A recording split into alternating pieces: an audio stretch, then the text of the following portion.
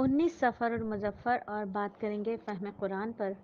قرآن میں اللہ تعالیٰ سورہ نساء کی آیت نمبر 31 میں بڑے گناہوں سے بچنے پر جو وعدہ ہے، بڑے گناہوں سے بچنے کا جو وعدہ ہے، اس پر خاص انعام و اکرام کا ذکر فرما رہے ہیں، یعنی گناہوں سے بچنے کی ترغیب دی ہے۔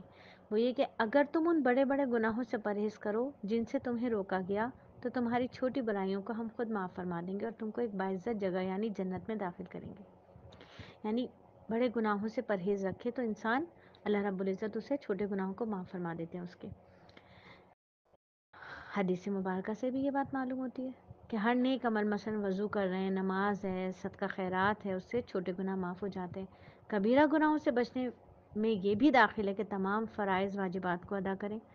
فرض واجبات کا چھوڑنا خود ایک کبیرہ گناہ ہے، غیبت خود ایک کبیرہ گناہ ہے۔ گناہوں سے بچنے میں دو نقصان ہوتے ہیں، یعنی جو گناہوں کی ہے ان کی تو خود ایک نحوست بھی ہے، بے برکتی بھی ہے، قرآن و حدیث میں کبیرہ گناہوں پر سخت سزائیں بھی آئی ہیں۔ دوسری یہ کہ کبیرہ گناہوں کی وجہ سے چھوٹے گناہ بھی معاف نہیں ہوں گے، کبھی کبھی ایسا بھی ہوگا۔ یہ شخص محشر میں چھوٹے اور بڑے گناہوں کے بوجھ میں لدا ہوا حاصل ہوگا اور کوئی اس وقت اس کا بوجھ ہلکا نہ کر سکے گا۔ تو یاد رکھیے چھوٹے گناہوں سے بچنا چاہیے۔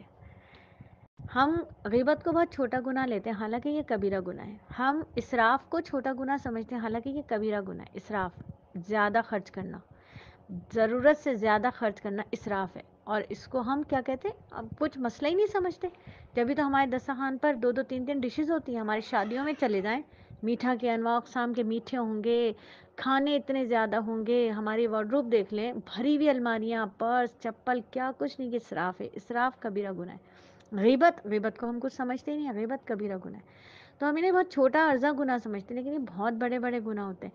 اور چھوٹے گناہ کہاں ہے؟ دل آزاری کرنا خود ایک بڑا گناہ ہے، والدین کی نافرمانی کرنا کبیرہ گناہ ہے، والدین کی نافرمانی کرنا کبیرہ گناہ ہے۔ ہم سمجھتے ہیں کبیرہ گناہ کسی کو قتل کرنا ہے، کبیرہ گناہ کسی کے ساتھ لیٹ جانا ہے، ہمیں یہ تو بدکاری ہے، یہ تو زنا ہے، یہ بھی کبیرہ گناہ ہے۔ لیکن عام روٹین میں جنہیں ہم کبیرہ گناہ سمجھتے ہی نہیں ہیں، وہ غیبت ہے، وہ والدین کی نافرمانی ہے، اسراف ہے، اور کیا چاہیے؟ ان سے تو بچیں۔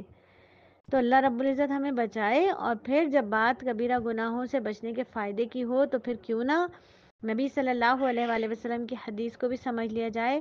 اللہ کے نبی فرماتے ہیں جب بندہ کوئی گناہ کرتا ہے تو اس کے دل پر ایک سیاہ نقطہ لگا دیا جاتا ہے، اور اگر وہ اس گناہ کو چھوڑ دے، توبہ استغفار کر لے، تو اس کا دل صاف ہو جاتا ہے۔ اگر دوبارہ گناہ کرے تو توبہ نہ کرے تو نقطہ سیاہی بڑھا دی جاتی ہے، یہاں تک کہ وہ سیاہی اس کے دل پر چھا جاتی ہے، اور یہی وہ رانا یعنی زنک ہے، جس کا ذکر اللہ تعالیٰ نے سورہ مطففین میں کیا ہے۔ ہرگز نہیں، بلکہ ان کے برے کاموں کی وجہ سے ان کے دلوں پر زنک لگ گیا ہے۔ یعنی کہ گناہوں کی کیا نحوست ہوئی کہ پورے کا پورا دل جو ہے وہ کالا ہو گیا، یعنی دل پر سے نور ختم ہو گیا۔ کالے سے مراد یہ نہیں کہ دل کا رنگ ہی کالا ہو گیا، بلکہ دل پر سے نور ختم ہو گیا، عبادت کی حلاوت ختم ہو گئی، عبادت کی لذت ختم ہو گئی، مومن کے دل کی بینائی ختم ہو گئی۔ یعنی ایک تو ہے بصارت اور ایک ہے بصیرت۔ بصارت تو ہے آنکھوں میں دیکھنے کی طاقت تو ہے، لیکن دل کی آنکھ سے کچھ نہیں دیکھ رہے، دل کے کان سے کچھ نہیں سن رہے، دل کی زبان سے کچھ نہیں مانگ رہے اللہ سے، تو دل جو ہے وہ مردہ ہو گیا گناہوں کی تاریکی کی وجہ سے، اچھائیوں میں دل ہی نہیں لگتا پھر۔ تو اللہ رب العزت سے دعا کریں کہ اللہ رب العزت ہمیں ایسے چھوٹے گناہ سمجھ کر بڑے گناہ کرنے سے بچائے کہ ہم ان کو چھوٹے گناہ سمجھ رہے ہیں۔ بے پردگی خود ایک کبیرہ گناہ، اللہ کا حکم ہے پردہ کرو، پردہ نہیں کرے۔ بے نمازی ہونا کبیرہ گناہ، نماز چھوڑ دی بھائی، ہوش ہی نہیں ہے نماز کا۔ تو اللہ رب العزت ہمیں معاف فرمائے۔ گناہوں سے معافی کے لیے 3 اعمال کو اپنے پاس نوٹ کر لیں، جیسے ہی کوئی گناہ ہو فوراً عمل اختیار کر لیں، گناہ کو ہمت کر کے اسی وقت چھوڑ دیں، اللہ تعالیٰ دنیا آخرت کا سکون نصیب فرما دے گا۔ آئندہ نہ کرنے کا پکا ارادہ کر لیں، اس کے قریب بھی نہ جائیں۔ گناہوں کا تعلق بندوں کے حقوق سے تو اس کو ادا کرنے کی فکر کریں۔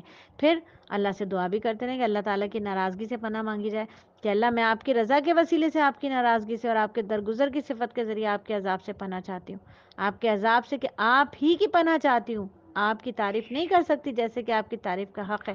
آپ ایسے ہیں جس طرح آپ نے خود اپنی تعریف فرمائی. اور یاد رکھیے کسی بھی گناہ کو ہلکا نہ سمجھے. گناہ نام ہے ہر اس کام کا جو اللہ کی مرضی اور اس کے حکم کے خلاف ہو. اس لیے گناہ کبیرہ ہو یا صغیرہ ہو وہ اللہ کی ناراضگی اور نافرمانی کا ذریعہ ہے. انسان کی دنیا بھی برباد آخرت بھی برباد. اس لیے صغیرہ گناہوں کو بھی چھوٹا اور ہلکا نہیں سمجھنا چاہیے. صغیرہ گناہوں میں بھی بے پرواہی اور بے باکی کے ساتھ نہیں کرنا چاہیے. وہ بھی کبیرہ ہو جاتے ہیں. بے باکی کے ساتھ سرکشی کے ساتھ اگر صغیرہ گناہ بھی کیا جائے نا تو وہ بھی کبیرہ بن جاتے ہیں. چھوٹے گناہ اور بڑے گناہ کی مثال ایسے ہے جیسے چھوٹا بچھو اور بڑا بچھو.